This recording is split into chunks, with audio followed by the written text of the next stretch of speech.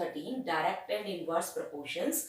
First of all, we are going to start with the direct proportion. Direct proportion की introduction करते हैं. क्या होता है ये दो वर्ड्स का कॉम्बिनेशन है जहां पर एक चीज लिखी है डायरेक्ट और प्रपोर्शन. ठीक है, अगर डायरेक्ट का क्या मतलब है, अगर हम किसी एक चीज को बढ़ाते हैं और दूसरी चीज भी उसके अकॉर्डिंग्स बढ़ती जा रही है, या फिर एक चीज को कम कर रहे हैं दूसरी भी कम हो रही है. कैसे? एग्जाम्पल लेते हैं. कोस्ट गिवन है जैसे, और नंबर ऑफ पेन्स. सपोज एक पेन है 5 रुपीज का, तो 2 पेन्स होंगे 10 रुपीज के. 3 होंगे, 3 पेन्स की कॉस्ट क्या होगी 15 रुपीज, और 4 पेन्स की कॉस्ट क्या होगी 20 रुपीज. तो जिस तरह से हम नंबर ऑफ पेन्स को बढ़ाते जा रहे हैं, 1 2 3 4 इसको इंक्रीज कर रहे हैं, इन अकॉर्डिंग्स जो कॉस्ट है वो भी क्या हो रही है, इंक्रीज होती जा रही है. 5 से 10, 10 से 15, 20. तो अगर हम नंबर ऑफ पेन्स को इंक्रीज कर रहे हैं, यानी नंबर ऑफ पेन्स को ऊपर कर रहे हैं, नंबर बढ़ाते जा रहे हैं, तो ये भी बढ़ रहा है. तो इसको कहते हैं डायरेक्ट. और प्रपोर्शन का मतलब क्या है कि ये जो रेशो है सेम प्रपोर्शन में इंक्रीज होना चाहिए. इंक्रीज तो हो रहा है एक को बढ़ाने से, तो सेम प्रपोर्शन में होना चाहिए. जैसे रेशो देखनी है प्रपोर्शन में, हमने 5/1 5, 10/2 कैंसिल करके क्या आएगा 10/2 5. इसी तरह से 15/3 5, 4/20/4 करेंगे वो भी 5. तो आप देख रहे हो इनकी रेशो भी सेम है. तो प्रपोर्शन का मतलब ही आप समझ रहे हो. प्रपोर्शन में हम रेशो देखते हैं, तो सेम प्रपोर्शन में उतनी ही रेशो में जितनी में एक चीज इंक्रीज हो रही है उतनी ही रेशो में दूसरी चीज इंक्रीज होनी चाहिए. ठीक है, अगर ये 5 टाइम्स है तो ये भी 5 टाइम्स, ये भी 5 टाइम्स, ये भी 5 टाइम्स, या कह लीजिए रेशो सेम है. तो अगर हम कॉस्ट को x से रिप्रेजेंट करते हैं और cost of pens, number of pens को y से करते हैं, तो जो रेशो है x/y वो हमेशा 5 आ रही है हर केस में. चाहे हम ये वैल्यूज ले रहे हैं, चाहे ये ले रहे हैं, चाहे ये ले रहे हैं, हर बार कॉस्ट कितनी आ रही है 5. तो इन जनरल हम कह सकते हैं कि डायरेक्ट प्रपोर्शन में ये जो रेशो है ये कांस्टेंट होती है. k means constant. Constant means it remains same, fix रहती है. अब कितने भी नंबर्स आगे उसके अकॉर्डिंग चेंज होते रहे.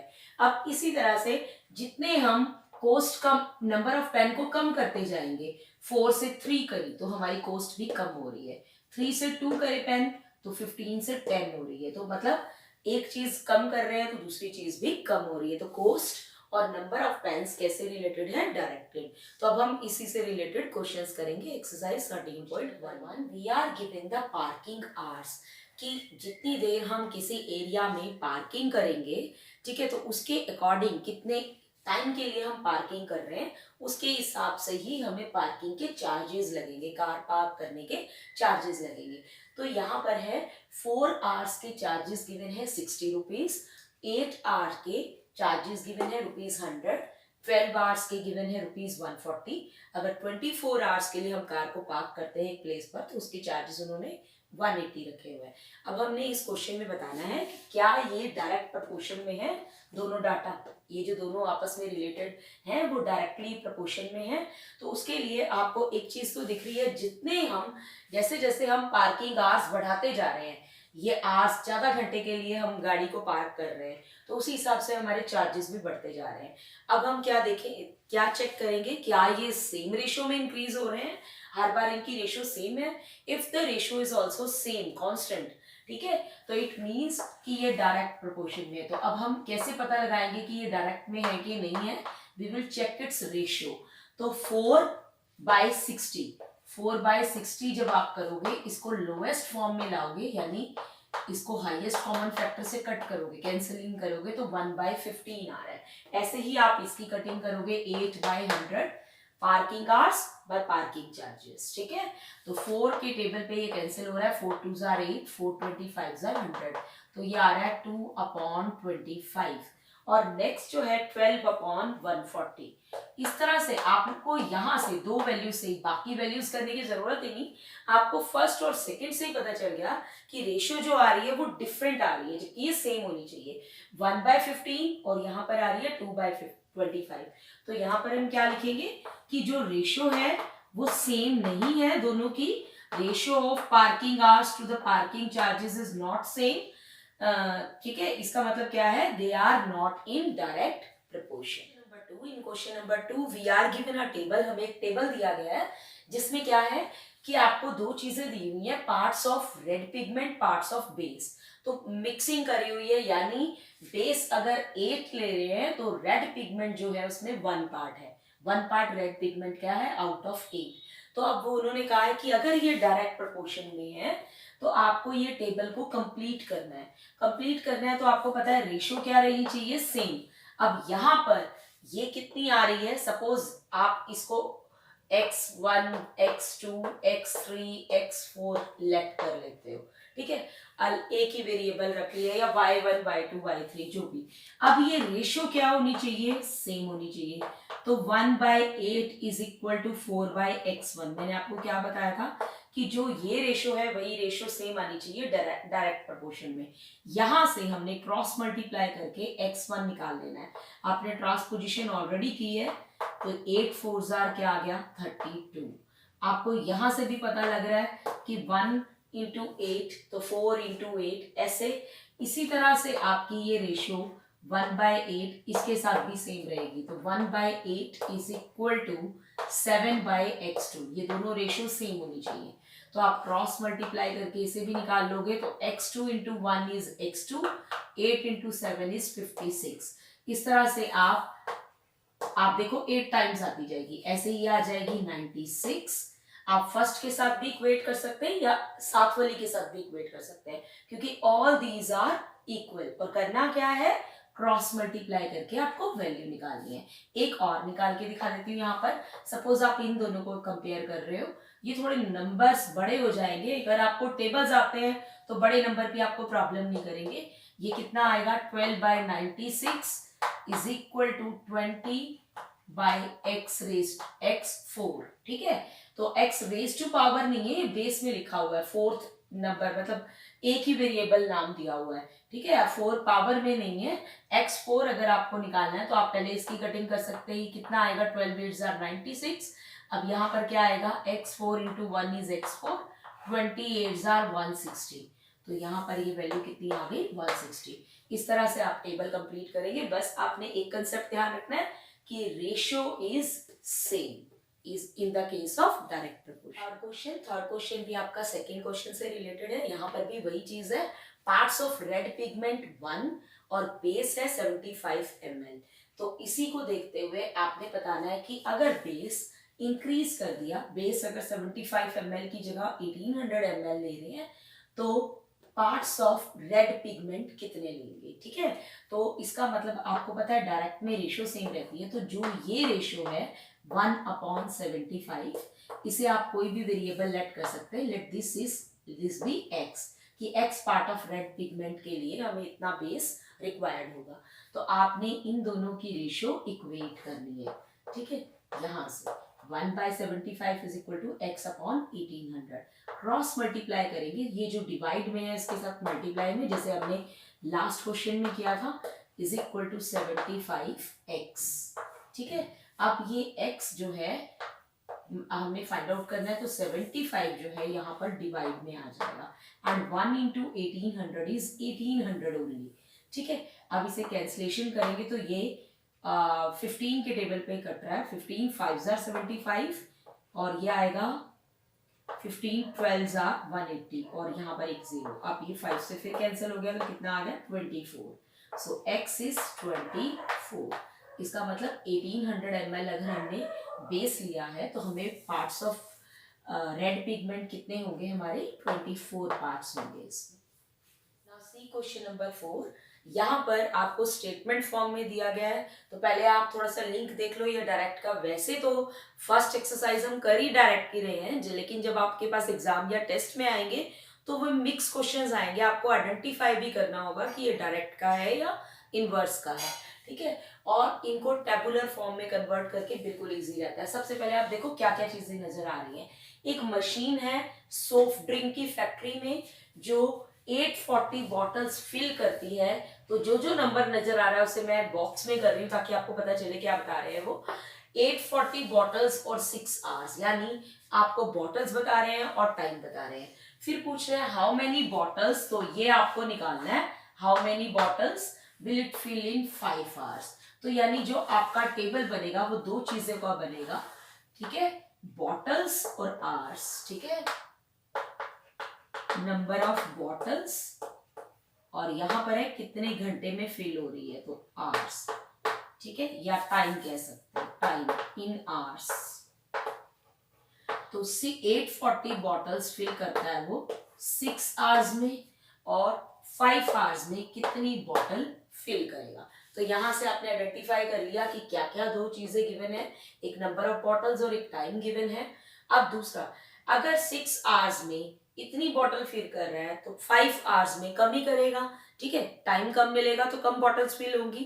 तो ये डायरेक्ट रिलेशन में है, टाइम कम होगा तो बॉटल्स भी कम होंगी, तो रेशियो सेम होगी। तो फिर से हम इसको यहाँ पर ये जो क्वेश्चन मार्क है लेट कर लेते हैं कि let x number of bottles will be filled in 5 hours. अब रेशियो सेम होगी क्योंकि ये डायरेक्ट प्रोपोर्शन में है, आज नंबर ऑफ ये as this is the case of direct proportion, ये लिख सकते हो।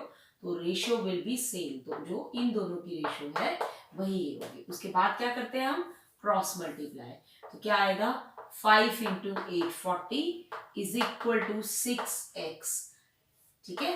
अब ये 6 जो है यहाँ डिवाइड में आएगा, 6 से कैंसिल करोगे तो ये 6 14 आर 84 होता है, ठीक है, और एक 0 ये, तो 14 5 आर 70। जितने आपको टेबल्स लाने हैं आप उतनी जल्दी क्विकली इसको कर लेंगे, यानी x इज 700, तो 700 bottles can be filled in 5 hours. So answer will be 700 bottles. See question number 5, थोड़ा सा कॉम्प्लिकेटेड है। क्या है इसमें गिवन है कि बैक्टीरिया जो है, बैक्टीरिया आपने देखा होगा कि बहुत स्मॉल साइज का होता है और उसको मैग्नीफाइंग ग्लास से देखते हैं या माइक्रोस्कोप से देखते हैं तो हमें वो बड़ा दिखाई देता है। मैग्नीफाइंग नहीं, माइक्रोस्कोप से देखेंगे जहां से हमें छोटी छोटी चीजें बड़ी दिखाई देती हैं। तो उसी तरह से आपको जब बैक्टीरिया को 50,000 टाइम्स जो है एनलार्ज किया, 50,000 गुना बड़ा किया, इतना बड़ा करने के बाद जिस तरह आप जूम करते हैं किसी चीज को, तो 50,000 टाइम्स उसको एनलार्ज करने के बाद उसकी एनलार्ज लेंथ 5 सेंटीमीटर है और उसकी एक्चुअल लेंथ बतानी है। तो एक्चुअल लेंथ क्या होगी, ये जो आई है ये तो उसको एनलार्ज करके आई है, ठीक है, ये जो 5 सेंटीमीटर है ये एक्चुअल लेंथ नहीं है। ये जब बैक्टीरिया को इतना बड़ा करा, इतने टाइम्स लार्ज किया, ठीक है, जैसे किसी को हम 2 टाइम्स करते हैं तो वही डबल हो जाता है, 3 टाइम्स किया तो 3 टाइम्स हो जाता है, 50,000 टाइम्स बड़ा करके देखा तो 5 सेंटीमीटर का दिख रहा है। तो एक्चुअल लेंथ क्या होगी, जो इन दोनों की रेशियो है, ठीक है, 50,000 टाइम्स उसको करा है हमने। सपोज आपको कोई चीज 4 सेंटीमीटर की दिख रही है और आपने उसका साइज डबल किया था तो आपका एक्चुअल साइज उसका क्या होता है 2 सेंटीमीटर, आपने डबल किया 4 सेंटीमीटर। तो जो इन दोनों की रेशियो होगी, जितने टाइम्स आप करोगे वो आप रेशियो में करोगे, तो यहां से जब आप इसकी रेशियो करोगे तो वो एक्चुअल लेंथ आएगी। तो एक्चुअल लेंथ कितनी आ गई, 1/10,000। 10,000 को अगर हम 10 की पावर में लिखें तो 10 4 टाइम्स मल्टीप्लाई हो रहा है ना, 10 इंटू 10 इंटू 10 इंटू 10, तब आएगा ये। और अगर मैं इसको ऊपर लिखती हूँ, आपको पता है जब हम ऊपर लिखेंगे तो पावर नेगेटिव हो जाएगी, तो 10 रेज़ टू पावर -4 सेंटीमीटर, यानी ये उसकी एक्चुअल लेंथ थी। अब इसके बाद दूसरा क्वेश्चन क्या पूछा है कि अगर हम इसे 50,000 एनलार्ज टाइम्स एनलार्ज ना करके 20,000 एनलार्ज करते तो उसकी एनलार्ज लेंथ कितनी आती, ठीक है। तो रेशियो सेम होगी, डायरेक्ट प्रपोर्शन में है, ठीक है, तो जितने टाइम्स हम एनलार्ज करेंगे, जितने टाइम्स करेंगे तो उतना ही बड़ा दिखेगा, ठीक है, तो ये डायरेक्ट रिलेशन में है। तो अब ये रेशियो आपकी सेम होगी, तो जो इन दोनों की रेशियो है 5 और 50,000 की, वही रेशियो होगी। लेट कर लेते हैं यहाँ पर एनलार्ज लेंथ जो है वो x सेंटीमीटर आएगी अगर हमने 20,000 किया, और हम यूनिट कभी भी यहाँ नहीं लिखते हैं, हम यहाँ लिखते हैं सेंटीमीटर, ठीक है, तो x अपॉन 20,000, ठीक है। तो यहाँ से जब हम क्रॉस मल्टीप्लाई करेंगे तो 5 इंटू 20,000, और ये x में यही रहने देती हूँ, 50,000 नीचे ही, बाद में उधर ही आएगा 50,000, तो ये आपकी 0 सारी कट गई, 5 से 5 कट गया, तो x क्या आ गया 2, तो 2 सेंटीमीटर लेंथ होगी, ठीक है। अगर इसको 20,000 टाइम एनलार्ज करेंगे तो length will be 2 centimetre. Question number 6, what we are given, हमें दिया हुआ है एक शिप का मॉडल बनाया। ऑफ कोर्स जब हम मॉडल बनाते हैं तो वो स्मॉल साइज का होगा एक्चुअल साइज से, है ना। तो शिप जितना बड़ा मॉडल तो नहीं बनाएंगे ना। तो शिप का जो अगर मॉडल में जो हाइट है शिप की वो है 9 सेंटीमीटर, जबकि एक्चुअल हाइट है 12 मीटर। यूनिट्स भी चेंज है, ठीक है। मैंने आपको कहा था यूनिट्स हम यहाँ लिखेंगे, वो अभी हम यहाँ इक्वेट करने पड़ेंगे हम उसी के अकॉर्डिंग। अब यहाँ पर हमें क्या करना है, अब हमें दिया हुआ है अगर एक्चुअल हाइट 28 मीटर होती तो मॉडल में कितनी रखते। अब डायरेक्ट प्रोपोर्शन में ले रहे हैं तो रेशियो सेम होगी। जो 9/12 9 सेंटीमीटर और 12 मीटर की हाइट है वही होगी 28 मीटर, और यहाँ पर हम लेट कर सकते हैं x। तो ये हमारी हाइट सेंटीमीटर्स में निकालनी है हमने, ठीक है। तो ये क्या आएगा, 9 centimetre into 28 metre upon 12 metre, ये इधर आके मल्टीप्लाई हो गया, ठीक है। तो मैं यहाँ पर x के साथ इंटू 12 नहीं कर रही हूँ, सीधा डायरेक्टली डिवाइड में लिख रही हूँ। तो क्या आएगा, 4 के टेबल पर ये दोनों कैंसिल हो रहे हैं, 4 3s are 12 और 4 7s are 28, 3 3s are 9। तो x कितना आ रहा है, 3 सेंटीमीटर, ठीक है। 3 इंटू 7 21 सेंटीमीटर। तो answer is 21 centimetre. Question number 7, now I am taking the table directly, ठीक है। तो आपको क्वेश्चन मैं वैसे ही बोल के बता रही हूँ, आप समझ के अंडरस्टैंड कर सकते हो। शुगर क्वांटिटी में गिवन है किलोग्राम में। अब ऑफ कोर्स शुगर जितने किलो ज्यादा लेंगे, 1 किलो केजी में क्रिस्टल्स जो हैं वो कम होंगे, अगर 2 केजी लेंगे तो और क्रिस्टल्स होंगे, ठीक है। क्रिस्टल्स का मतलब है जो दाने हैं शुगर के, ठीक है। तो शुगर में 2 किलोग्राम में इतने क्रिस्टल्स हैं, ये शुगर है इन किलोग्राम। 2 किलोग्राम शुगर में क्रिस्टल्स कितने हैं, नंबर ऑफ क्रिस्टल्स कितने हैं, 9 into 10 raise to power 6। 10 raise to power 6 का मतलब 10 6 टाइम्स मल्टीप्लाई होगा, इतने क्रिस्टल्स हैं 2 केजी में। 5 किलोग्राम अगर शुगर है तो उसमें कितने क्रिस्टल्स होंगे। तो पहले अभी हम बाकी का पार्ट बाद में देखते हैं, इसको देखते हैं। रेशियो सेम होगी क्योंकि डायरेक्ट प्रोपोर्शन में है, जितने शुगर बढ़ेगी उतने ही उस क्वांटिटी बढ़ेगी, उतनी ही क्रिस्टल्स, नंबर ऑफ क्रिस्टल्स बढ़ेंगे। तो आप अगर इसको x ले रहे हैं, इसको y ले रहे हैं, तो आप लेट कर सकते हैं कि ये क्या है, y1 है, ठीक है। और इसको लेट कर सकते हैं y2 है। तो हमने इन दोनों की रेशियो की, यहां से हमें y1 निकालना है। तो y1 उधर जाएगा, 2y1 is equal to 5 into ये यहाँ आएगा 9 इंटू 10 की पावर 6। क्रॉस मल्टीप्लाई कर दिया, y उधर मल्टीप्लाई, यानी इससे फ्रैक्शन खत्म हो जाता है, दोनों तरफ फ्रैक्शन है। तो अब ये 2 जो है यहाँ कहाँ आ जाएगा, इसके डिवाइड में, ठीक है। तो अब क्या आ रहा है, 45/2 इंटू 10 रेज़ टू पावर 6। 45.2 क्या होता है, 22.5 इंटू 10 रेज़ टू पावर 6। लेकिन हम हमेशा स्टैंडर्ड फॉर्म में लिखते हैं, तो स्टैंडर्ड फॉर्म में decimal first non zero digit के बाद होता है। तो आप डेसिमल को कहाँ लेकर आ रहे हैं, लेफ्ट में ला रहे हैं। तो लेफ्ट में पावर पॉजिटिव हो जाती है, तो यहाँ पर 10 की पावर कितनी हो जाएगी, 7। Now see second part of this। अब क्या है कि 1.2 किलोग्राम में कितने शुगर क्रिस्टल्स होंगे, फिर से इक्वेट करो रेशियो को। तो क्या आएगा, 2/9 इंटू 10 रेज़ टू पावर 6, जो ये रेशियो थी सेम ये रेशियो होगी, 1.2 अपॉन y2। क्रॉस मल्टीप्लाई किया तो 2y2 is equal to 1.2 into 9 into 10 raise to power 6, ठीक है। और ये जो 2 है ये कहाँ जाएगा, डिवाइड में, और ये 1.2 को हम क्या लिख सकते हैं, 12/10।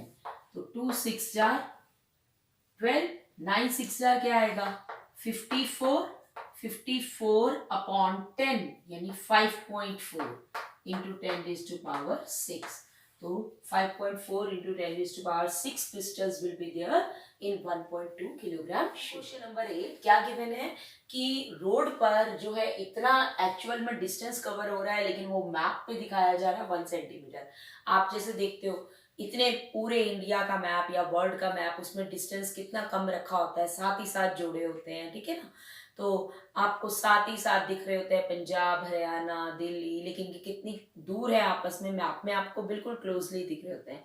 तो मैप पे जो स्केल होता है वो सेंटीमीटर्स में होता है, जबकि एक्चुअल डिस्टेंस किलोमीटर्स में होता है, तो वो शॉर्ट फॉर्म में रिप्रेजेंट किया होता है। इसी तरह से अगर इतना एक्चुअल डिस्टेंस कवर होता है 18 किलोमीटर का, तो मैप पे उसको दिखाया गया ओनली 1 सेंटीमीटर। ठीक है, ये स्केल लिया गया है, 18 किलोमीटर के डिस्टेंस को दिखाया गया 1 सेंटीमीटर। अगर 72 किलोमीटर डिस्टेंस है तो मैप पर कितना शो होगा? तो ऑफ कोर्स डायरेक्ट प्रोपोर्शन है, जितना हम एक्चुअल डिस्टेंस बढ़ेगा मैप पे भी उतने अकॉर्डिंगली डिस्टेंस बढ़ेगा। ठीक है, तो 1/18 इज इक्वल टू, आप इसे लेट कर सकते हैं x अपॉन 72। अब आपको x फाइंड आउट करना है, तो क्या होगा 1 into 72, 72 upon 18, 18 4s are, so x is 4 centimetre. तो 74 को 72 किलोमीटर कैसे रिप्रेजेंट होगा मैप पे? 4 centimetre. Now see this question number 9, height of the pole, vertical height of the pole. Pole कैसे होगा? वर्टिकल, ऐसे तो नहीं, लेटा तो नहीं होगा, स्टैंडिंग। तो वर्टिकल पोल जो है, और उसकी शैडो कैसी दिखेगी आपको? ऐसे स्टैंडिंग, ये स्लीपिंग लाइन में। ठीक है, और ये होगी स्टैंडिंग लाइन। तो हाइट ऑफ पोल दी हुई है और उसकी शेडो दी हुई है कि वो उसकी शेडो इतनी लंबी दिखेगी अगर हाइट इतनी है तो। फिर अगर हाइट इतनी है तो शेडो क्या होगी, और अगर शेडो 5 मीटर है तो लेंथ हाइट ऑफ पोल क्या होगी? तो अकॉर्डिंग टू डायरेक्ट प्रोपोर्शन होंगे ये। सबसे पहले कन्वर्ट कर लेते हैं, इनकी यूनिट सेम बना लेते हैं वरना बहुत कंफ्यूजन होगी। 5 मीटर 60 सेंटीमीटर, 5 मीटर में कितने सेंटीमीटर, 1 मीटर में कितने सेंटीमीटर होते हैं? 100। तो 5 मीटर में कितने होंगे? 500 सेंटीमीटर। तो मैं इसको 500 सेंटीमीटर लिखूं अगर, तो 500 सेंटीमीटर प्लस 60 सेंटीमीटर, तो ये बन गया 560 सेंटीमीटर। तो मैंने कन्वर्ट कर दिया इसको मीटर सेंटीमीटर से। इसी तरह से इसको क्या लिख सकते हैं? 320 सेंटीमीटर। सिमिलरली 10 मीटर 50 सेंटीमीटर को क्या लिख सकते हैं? 1050 सेंटीमीटर। मैंने कन्वर्ट कर लिया इसको इनमें सेंटीमीटर्स में। ठीक है, ऐसे ही इसको भी कन्वर्ट कर लेते हैं, अगर आंसर उसमें आ रहा होगा तो वो हम वापस कन्वर्ट कर सकते हैं। ठीक है, तो 500 सेंटीमीटर। सबसे पहले ये रेशो सेम होगी, तो 560 आपने हर एक में ये लाइन लिखनी है, टेबल बनाना है आपने, टेबल से आपके लिए बिल्कुल इजी हो जाएगा। और फर्स्ट क्वेश्चन में मैंने आपको बता दिया कि टेबल कैसे बनाना है, और ये लाइन लिखनी है स्टार्ट करने से पहले कि this is the case of direct proportion. ठीक है, तो 560 अपॉन 320 जो हाइट है, अब आप इसको कुछ भी लेट कर सकते हैं। सपोज आपने y लेट किया तो 1050 अपॉन y, क्रॉस मल्टीप्लाई किया तो क्या आएगा? 560y is equal to 1050 into 320, और ये जो 560 है ये नीचे आ जाएगा, और आगे कैलकुलेशन पार्ट है। ठीक है, 560 0 से आप 0 कट करते हैं। ठीक है, और अगर इसे कट करते हैं 8 के टेबल पे, 8 4s are 8 7s are, 7 से इसको कट करते हैं। अगर टेबल्स आते हैं तो कोई प्रॉब्लम नहीं आएगी। 15 7s are होता है 105, तो ये आ रहा है 600 सेंटीमीटर। ठीक है, तो यहाँ पर आंसर आ रहा है आपका 600 सेंटीमीटर। अगर आप पीछे मीटर्स में देखोगे तो आपका आंसर आएगा 6 मीटर। तो एक ही बात है।